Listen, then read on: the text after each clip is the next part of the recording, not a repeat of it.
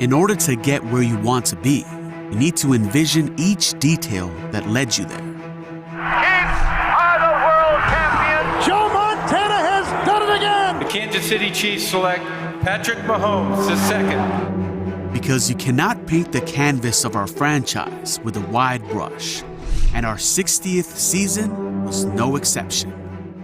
It was a season of high expectations, of tribulations, a season of evolution.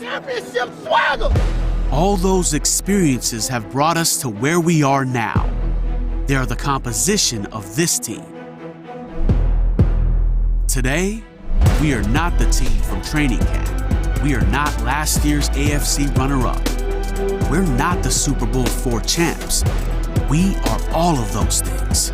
And as we apply the final touches from 2019, this is the team we are today. And not one of us doubts that we are a team built to win it all. 365 days ago, that was 1 year ago today, the Chiefs earned the right to host the AFC title game for the first time in franchise history with a dominant 31-13 win over the Colts. They once again have that same opportunity today. A win over the Texans, and they'll be right back here next week facing the Titans for the right to go to the Super Bowl. The stage is set, and this Chiefs team is as balanced as any in the 60-year history of the franchise. A top 5 scoring offense, a top 10 scoring defense, 12 wins in a division title, overcoming a myriad of challenges and injuries along the way. The next 4 hours is going to be an emotional roller coaster for all of us, and the next 30 minutes should hopefully prepare all of us for this a little bit. This is Field Pass. Once again, I'm Chiefs reporter BJ Kissel, joined as always by 10-year NFL vet Shawn Barber. We're going to break this whole thing down for you right now. We've got Eric Stonestreet joining us in a little bit. Matt McMullen caught up with Maurice Jones-Drew. Tomba Ali is going to stop by. We have got a lot of fun stuff, and as always, Mitch Holtis is going to tell us a story. Matt's going to give us a stat, but Shawn, this one, not going to say it, the hype went up a little bit, but I think all of Chiefs fans were watching the game last night between the Texans and, the Titans and the Ravens, and the Titans took care of business. Man, the Titans took care of business in a big way. The one thing we know, we've all had a vision of ending up in Miami for a Super Bowl, but that vision begins today. The road to the Super Bowl has to come through Arrowhead Stadium. Yes, sir. And we can make that happen here today. Yes, we can. We knew it was going to be a problem for anybody that's trying to tackle Derrick Henry. It was a problem for everybody about the last 7 weeks of the season. Yes. He goes out there 195 yards, and Lamar Jackson forced to throw the ball, throws a couple interceptions, and Ryan Tannehill less than 100 yards passing. They still get the dub. Well, unbelievable. But let's talk about this one a little bit, because these two teams, the Texans and Chiefs, different situations, because the Chiefs coming off a bye week. The guys got to relax. They got some time off. And then the Texans, on the other hand, not only did they have to play a game, they went into overtime against the Bills in a hard-fought victory that it seemed like nobody really wanted to win late in that game. Yes, there's some questionable things that were going on, but at the end of the day, they're going to be a little more tired coming into this game, and the Chiefs should be pretty rested coming into this one. Pretty well rested and ready to prepare for their future. We know that the Titans, forget about those guys. We're talking about the Texans here today. What are the Texans going to do to try to stop Showtime Mahomes, and what offensively can our defense do to stop one Deshaun Watson? And one thing we know, and it's almost a blessing that we got to see the game last week where the Texans came back. And, anybody knows anything about Deshaun Watson from his time back in college, they're never going to quit. They're always going to be in it. They were down 16-0 late in the third quarter of that game against the Bills. They came back and won. So it's almost a blessing for the Chiefs to sit back, relax, watch that game, and realize they're never going to be able to just wrap it up. They've got to keep going. They've got to keep playing and all that good stuff. And that's exactly what they're going to do today. But this is a big opportunity for both teams. Awesome opportunity. Keep the pedal to the metal. No matter what the score is, when we go out at halftime, you got to come out second half 0-0. Second half plays will win this game. No matter what goes on this field today, we got to know we got to come out with the mentality of closing it out strong, starting fast and closing out strong. And I think the Chiefs are ready to do that here today. You're fired up today. You see me excited today, man. I can feel it. All right, well, we know Chiefs never been to back-to-back AFC title games in franchise history. Texans have never been to an AFC title game in their franchise's history. Big opportunity for both games. A lot of people watching right now want to know about the inactives. They want to know about Chris Jones. So right now, let's send it to Matt McMullen, who's got today's inactives for both teams.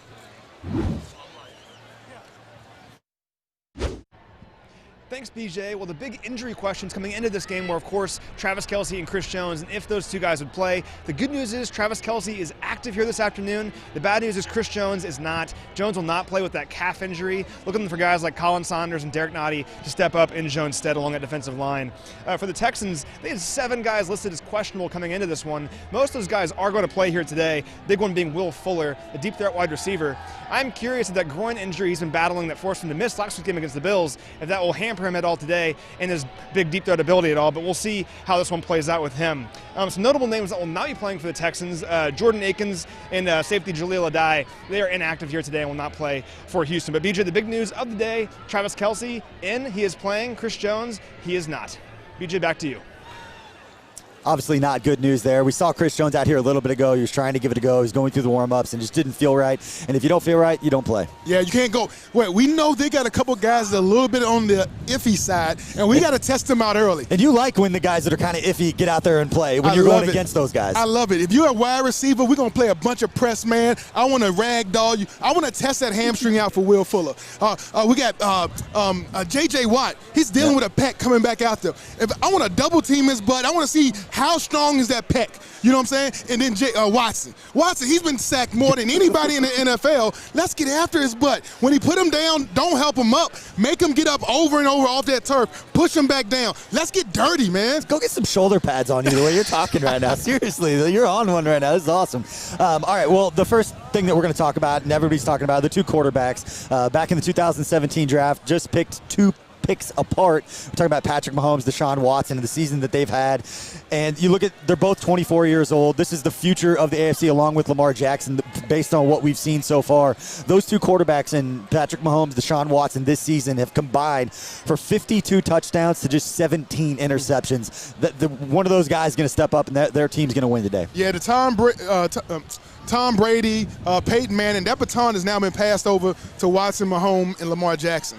But it's now today, right? One of the guys has been knocked out. So between Deshaun Watson and Pat Mahomes, one of these guys is going to move his team onward and forward in the playoffs, and that's the guy for the culmination of the postseason is going to be deemed the guy. Yeah, and legacies are written based on games like this. We talk about like they're 24 years old, and we make the assumptions that you're going to be back every year. And I know as a former player, you can't think like that. Never. You talk to a lot of guys that are 10, 12 years into their career. You go back and say they made it to the playoffs, they made it deep as a rookie, and thinking they were going to be there every year, and then that's just not the case. But you look at these 2 quarterbacks, you have every reason to believe that Patrick Mahomes, Deshaun Watson, even Lamar Jackson, that's going to be the pride of the AFC for a while. Because like you just said, it was Peyton Manning, it was Tom Brady, and Ben Roethlisberger represented the AFC in 16 of the last 18 Super Bowls. It's been one of those 3 quarterbacks, and it's not going to be one of those guys, obviously, this year. We're hoping it's Patrick Mahomes.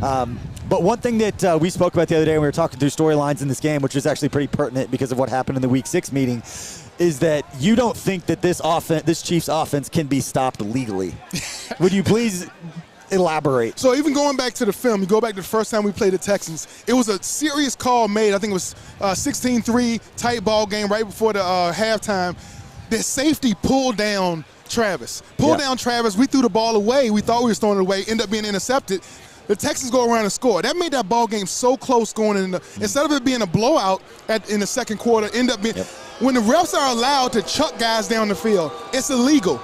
But because our offense has been so potent, I think referees have kind of allowed defense to do some things that aren't really according to the record books, according to legally, because they're trying to slow our offense down. No matter what any of that goes on today, our offense got to roll today. Yeah, and the one thing that people missed about, because there was a lot made about Chris Jones not playing in the last matchup. Eric Fisher didn't play in that matchup. Anthony Hitchens, who I know you look at box scores and you look at sacks and all that. Anthony Hitchens lines up the Chiefs defense. Yeah. When I talked to Spagnuolo this week and I was talking about all the guys that were back, he mentioned Hitchens first. The coach is going to mention the guy who's like the coach out on the field who makes sure everybody is lined up, and that's not a small thing. No, having Hitchens back is important as our Mahomes being back when Matt Moore was in for him. Yep. So the quarterback of the defense, he's back. He's ready to make plays, put our defense in a line to stop Deshaun Watson, and be aware of where all their offensive weapons are. We know we got to know where D-Hop is. And they've got to know that you buy some time for Patrick Mahomes back there. He's going to pick you apart that first meeting. We talked about the guys who didn't play. Patrick Mahomes did play, but he wasn't healthy. They're still dealing with that ankle injury that he actually re-aggravated in the first half of that game. You look at the numbers in the first half compared to the second half. It was a huge difference, and this is probably as healthy as he's been all year, particularly coming off the bye week. So expect Patrick Mahomes to go out there and make plays. We're hoping that guy you see right there, DeAndre Hopkins, doesn't make plays. Last time in the Week 6 meeting, he had 9 catches for 55 yards, and then Tyreek Hill had 5 catches for 80 yards and 2 touchdowns, including the one where he just beasted up over the defensive backs and made a play. Yeah, and the thing I like about D-Hop and how people been defending him, we saw McDermott and the Bills shut him out for a half. That's the same defense we run here. The McDermott tree, the Steve Spagnuolo, all of it's part of that Jim Johnson defense. High pressure, high aggressiveness, rerouting receivers, and I think we can do that to D-Hop today and really keep him shut down. All right, well, right now we're going to go to story time with Mitch Holt. As you can tell, the guys are coming out to warm up right now. But real quick, you can get the guys when we get back on the other side of this. Mitch Holt is going to tell a story. As much as we talk about Patrick Mahomes, Deshaun Watson, that AFC Divisional game last year against the Colts, Patrick Mahomes, 0 touchdown passes. It was the running game that got it going. Okay, there are times on Story Time we go way back into the past, but this week, it's a recent memory. In fact, a year ago this week, as the Chiefs were getting ready to host the divisional playoff game against the red-hot, but clad in blue and white, Indianapolis Colts. Oh, the Chiefs, there's no way they can beat the Colts. In fact, the Colts had a curse on the Chiefs. The Colts were hot, winning 10 straight games, and had beaten the Chiefs in the postseason. Oh, 1995, 2003, 2006, and the great comeback Colt win of 2013. But in this game, the Chiefs gave a little bit of prophecy at the end of 2018 of what Kansas City would become as a football team in 2019. They handled the Colts with balance, toughness, good defense, and a running game. The Chiefs scored 31 points on the Colts and did not throw a touchdown pass in the game. The Chiefs early in the game used a gutsy play call on 4th down and 1 by Andy Reid to spring Damian Williams loose for an 11-yard run. That set up the cheetah, Tyreek Hill, for a 36-yard run, not a reception, and the Chiefs were on top of the Colts 7-0. Yet another 4th down conversion later led to a score, and the Chiefs jumped on top 17-0 with 2 rushing touchdowns and a Harrison Butker field goal. The Colts showed a bit of a spark in the first half when they blocked Dustin Colquitt's punt for a touchdown to trim the Chiefs' lead to 17-7. But Patrick Mahomes retaliated with an outstanding drive, mixing up runs and passes, and covered half the field on 3 consecutive completions. But Mahomes capped off the drive with this play, one of my favorite Patrick Mahomes plays of all time, where he scrambled and touched the far front pylon for a touchdown that gave the Chiefs a 24-7 lead. The second half turned into a slugfest, but the Chiefs were able to run the ball and control the game in the last 2 quarters, even though the Colts trimmed the lead to 24-13. The Chiefs would answer that touchdown as well, with a 9-play drive that featured 7 Damian Williams runs and a Darrell Williams touchdown run to cap off the drive. All told, Damian Williams ended up with 25 carries for 129 yards and, yes, had tasted the sweet nectar of the end zone. The Chiefs had commanded the victory over the Colts 31-13 and would ready themselves to host the first ever AFC Championship game in Arrowhead Stadium history. Good stuff, as always, right there from Mitch Holtis. Now we're bringing somebody who doesn't need much of an introduction. One of the best of all time in Chiefs franchise history, Tomba Ali. Tomba, welcome back to Arrowhead. How does it feel to be back? It feels great, man. Thanks for having me. Nope. No problem. I got to ask. So let's get this mic up there and make sure we can all hear you. So, question for you, because there's been so much talk this season about the Chiefs defense and about the transformation and Spagnuolo coming in. As you sat back and watched, just how have you seen the defense come together, and what does it mean to you to see the way that they're playing right now? Yeah, it's hard when you get a lot of new guys on the team coming together to try to play a certain scheme. I think over time, the coach, the Spag, has brought them together. I've heard rumors how he holds the guys accountable, and they've been working together, and they've improved each game, leading into the playoff. Yeah, transitioning from the old defense to the new, but transitioning out of football to after football. You've been given the God's gift of being a man of many talents, your music, not only on and off the field. How do you transition that excellence, that competitiveness off the field when the football is over and now you got to focus on your music? It's trying to pick a target because I know I can do music, but it's trying to see how music can be an impact. And the aim of why I do music is to, bring light to some situations that, especially I've been in back home in Liberia, growing up in that society. And now I do music, people are aware of it, and then we're trying to build schools there now.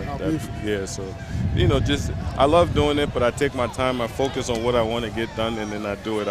I'm not trying to be a famous musician, but I enjoy doing it. What does it mean to you? I know that once you step away from the game and you've got your new deal there with the music, but what does it mean to you that when you flip on, you come around here, you still see 91 jerseys, you still see fans, and you're standing around here just showing you love? Just what does that connection that you still have to the organization and the fans base here mean to you? It's a blessing. For me to still be able to be welcome here, come here, be around the atmosphere.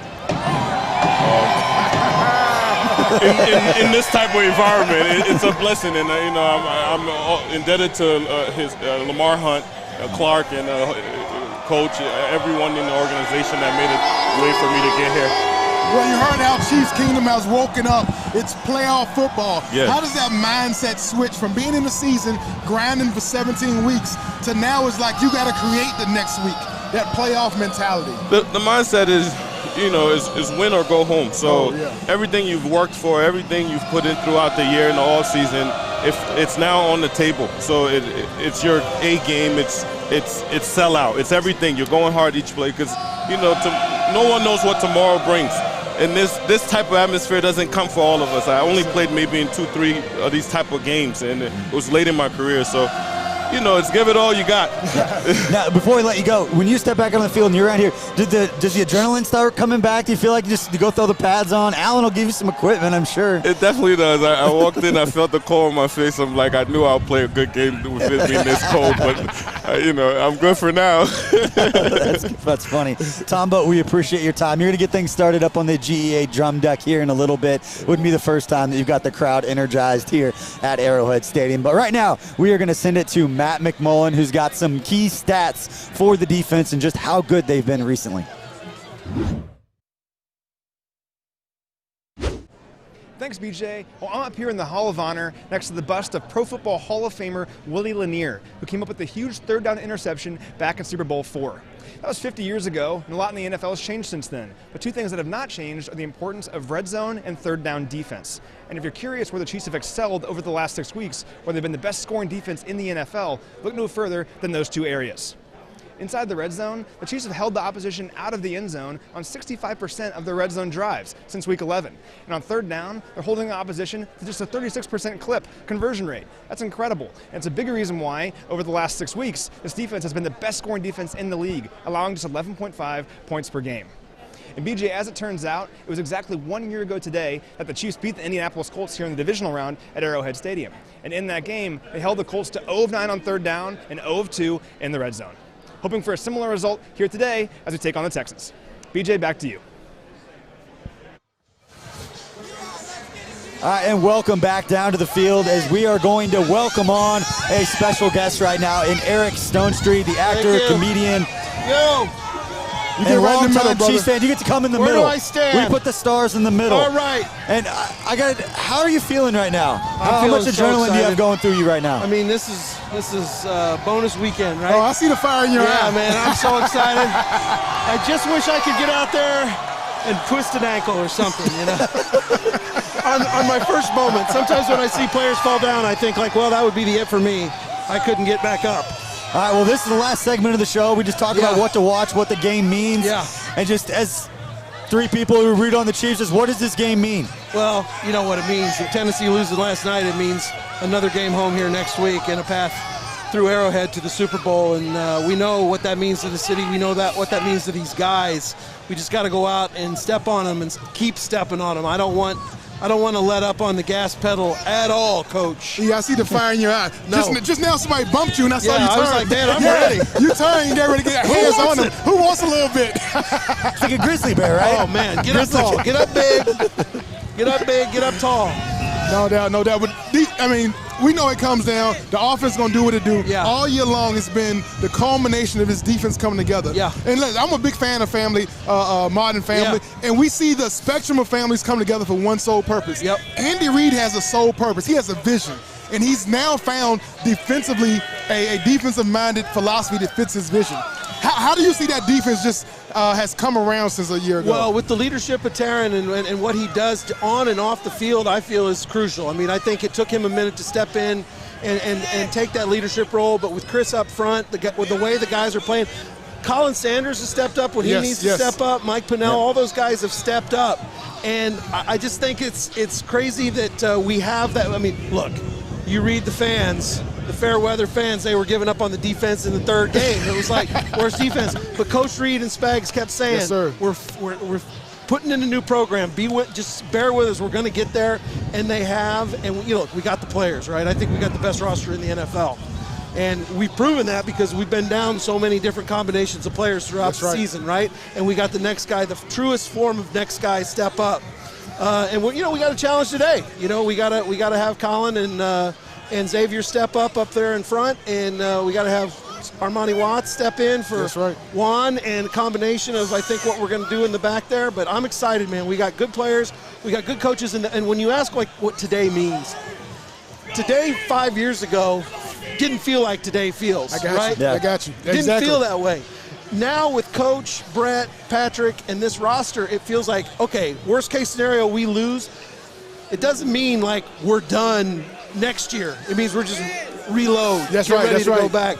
It just didn't feel the same in those other years. Yeah, they got an opportunity to get back to where they were last year and take a step forward. And I think if you would have said, it's crazy to think about all the help that they needed with the Miami win and all the stuff that's transpired in order for them now to win 2 games at home at Arrowhead to go to the Super Bowl, beating the AFC South again. Well, it's think about crazy. it. Think about how the Patriots have been so good, obviously, not taking anything away from them, but how things lined up for them in years. And things are doing that for the Chiefs. So hopefully it means there's a new AFC team and representative in the Super Bowl, and that's the Kansas City Chiefs for the next 5 years, 6 years. Everybody talk about being lucky, good luck. Good luck is just opportunity and preparation meeting at one point and in time. you being ready. And you talk about my show. When I had the audition for Modern Family, I was an actor for 12 years, right? And in that moment, all those 12 years had prepared me for the moment when the biggest potential moment of my life happened. And then I was ready to knock that door down. And Coach Reed and Brett Veach and all these guys, the staff have these guys ready to knock that door down and say, "Oh, Ray Lewis! Oh, we are the Chiefs!"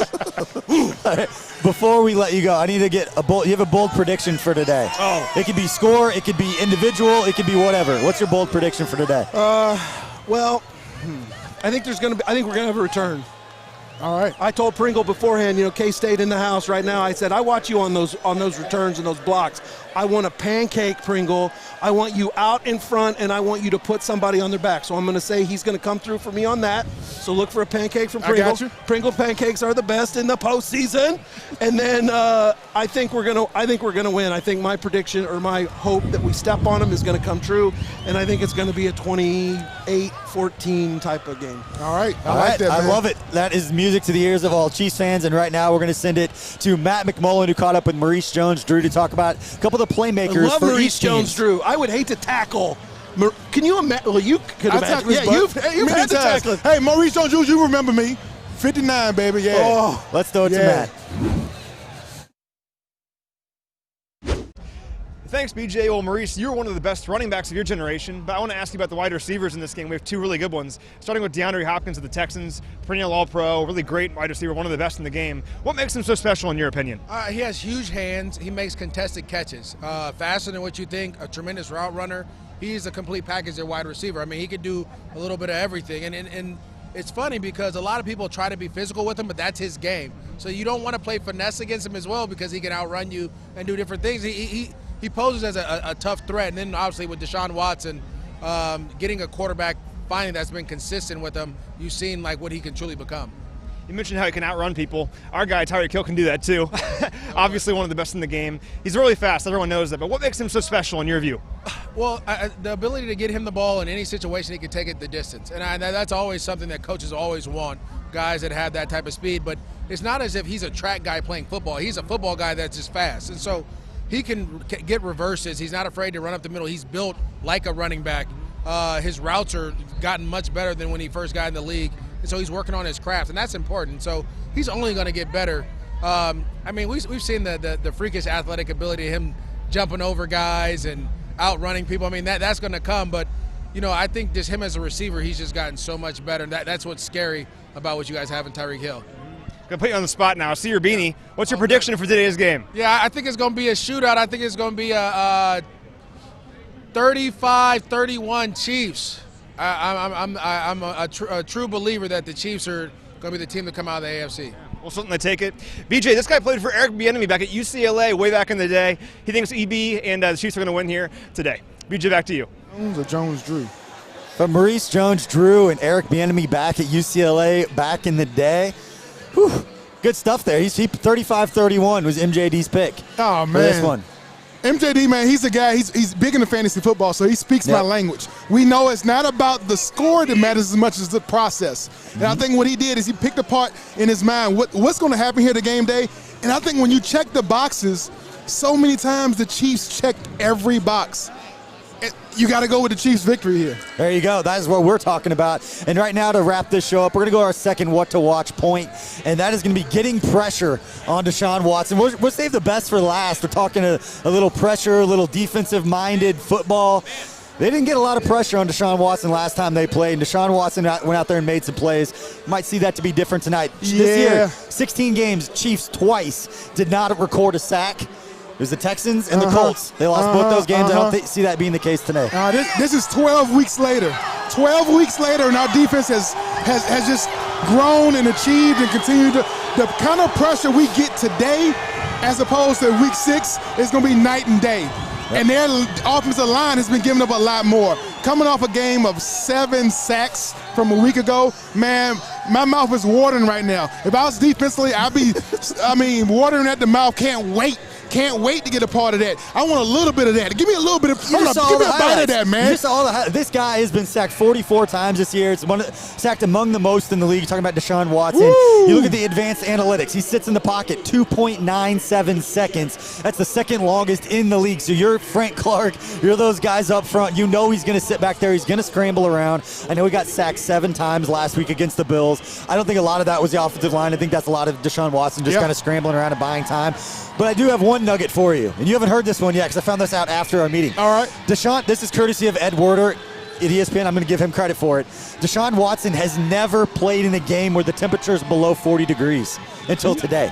Hey, man, first time for everything. First time for everything. I know one thing. If he think it's hot right now, if he don't know what it is to be a part of the kingdom, this place is about to be on fire today, baby. You know, one thing when we talked about Frank Clark, I spoke with him this week and I asked him, how does he feel percentage-wise right now compared to what he did back in week 6 when they played? Because that was when he was dealing with the UCL injuries in his elbows. He had the pinched nerve in his neck and all the different things that he had, shoulder, the stuff that he had going on. So he was 50 to 60%. But he wasn't going to come out because he considers himself one of the baddest dudes on the planet.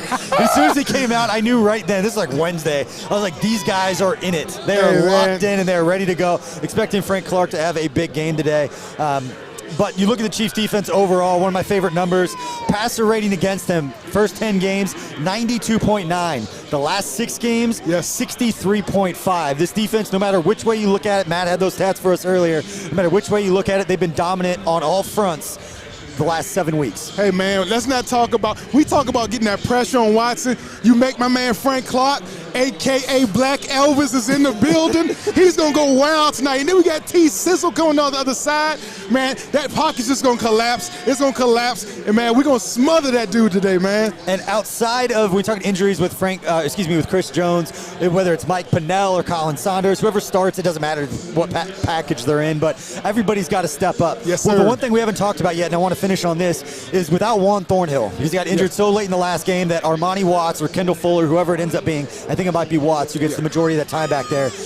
Those fourth quarter snaps that they had in that last game against the Chargers were so important for him to get used to it. But one of the keys, in my opinion, in this game is the 3 or 4 times that the Texans challenge whoever's stepping in there. If it's Armani Watts, they are going to get a look, a route combination, something that the Texans haven't put on tape yet this year. And how do Watts or Fuller or Matthew, whoever it is, how do they handle that? How do they handle an unscouted look and not giving up those 3 or 4 big plays? And it may be something where if you're watching at home on TV, you never even see that they made a play because it's one of those Watson's going to step back, see that he didn't bite, he's going to get sacked, and you're going to give credit to the guy who got the sack. You got to give credit to the guys in the back end of that defense that don't bite on that throw, knowing that they're going to give Will Fuller's back. He didn't play the last couple of weeks. He's back. They're going to try to stretch the top off the defense. They got to be in position on those couple shots they take. Definitely. Hopkins still in Fuller. They're going to try to challenge us deep. We got to be ready. Hey, when that momentum swings and that pendulum swings and they make a play, it's always how you react to it. And that's why being here with Chiefs Kingdom to see if Red, when something doesn't go right, it doesn't go how you plan, it's how you react to that. Get back up off your horse. Let's get ready to go. It's going to be a full 4-quarter fight. And for that to happen, man, we need everybody here, coaches, players, fans, all alike, to know what the determination, the destiny of this team is going to be. I love it. Chiefs Kingdom, baby. We have been saying it. We have been saying, oh, you're trying to join the show. Trying to get on my show. There are a lot of people down here. Everybody's fired up. Everybody wants to be a part of Field Pass. I'm telling you right now, Shawn, you and I, going back to OTAs, have been talking about getting back to this moment to earn the right to go to the AFC title game. We told you all year that it just felt different. The defense felt different. The offense, Patrick Mahomes' maturity, he's seen everything now.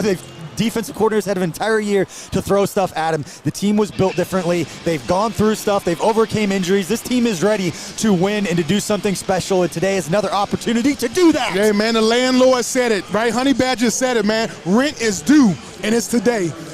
Time to collect that rent money. For Anna Topkin, for Glenn Connolly, for everybody involved, thank you for watching Field Pass. Enjoy the game, Chiefs Kingdom, and we will catch you afterwards on Chiefs Rewind. Shawn and Mitch will break it all down for you. We'll see you then.